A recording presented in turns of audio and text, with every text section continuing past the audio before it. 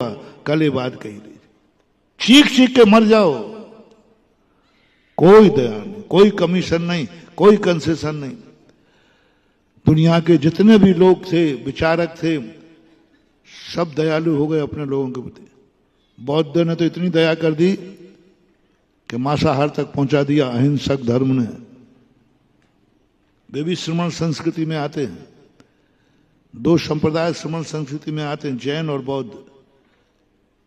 वो उनके पर शिष्यों ने चिल्लाया, साहब नहीं बनेगा हमसे, हम मुनि पद से भ्रष्ट हो जाएंगे या मर जाएंगे।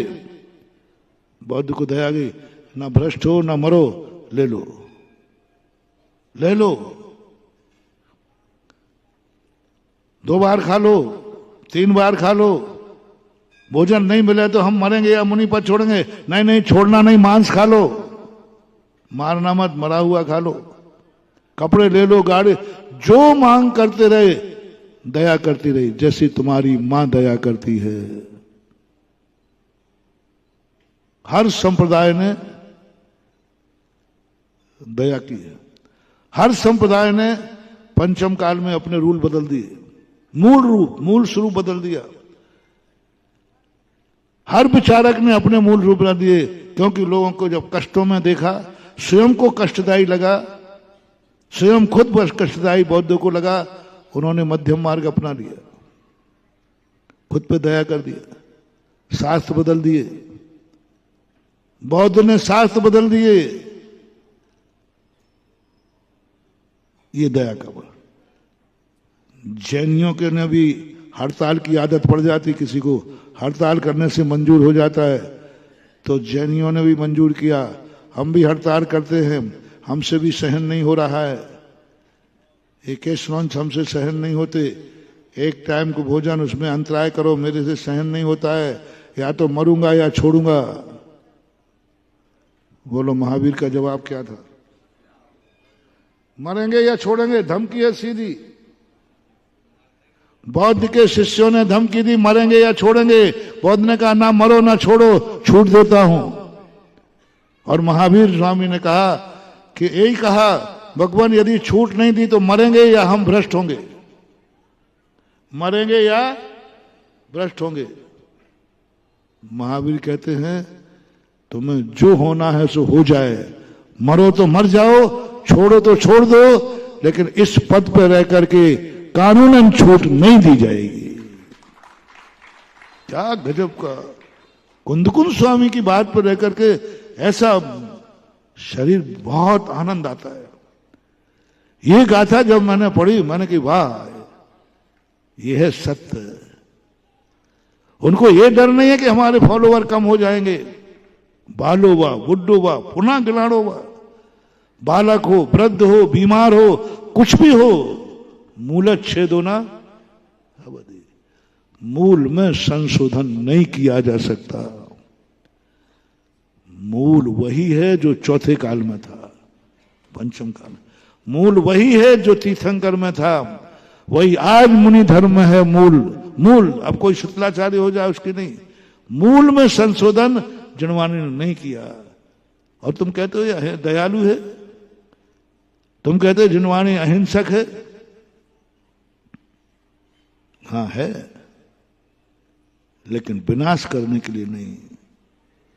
कैसी भी दशा में तुम पहुंचो, दया नहीं, शत्रुवत व्यवहार। जैसे शत्रु तुम्हारा अपहरण कर ले, उसको दया नहीं आती, चिल्लाते रहो, तकलीफ में बने रहो, कुछ भी करते रहो, कुछ भी नहीं। ऐसा ही जैन दर्शन है, किंचित मात्र भी दया करने वाला नहीं, मरो तो मर जाओ। मेरे संकलेश हो जाएं, मैं मुनि पद छोड़ दूंगा, छोड़ दो। धमकी किसको दे रहे हो? धमकी किसको दे रहे हो? आपके फॉलोवर कम हो जाएंगे, बोले कोई फर्क नहीं पड़ता। 100 भ्रष्ट लोगों की अपेक्षा एक चंद्रमा अच्छा है, एकाश चंद्रा तमोहंती। हजारों तारागणों की अपेक्षा एक चंद्रमा काफी है, छोड़ दो। छोड़ने की छूट दे दी, गजब की।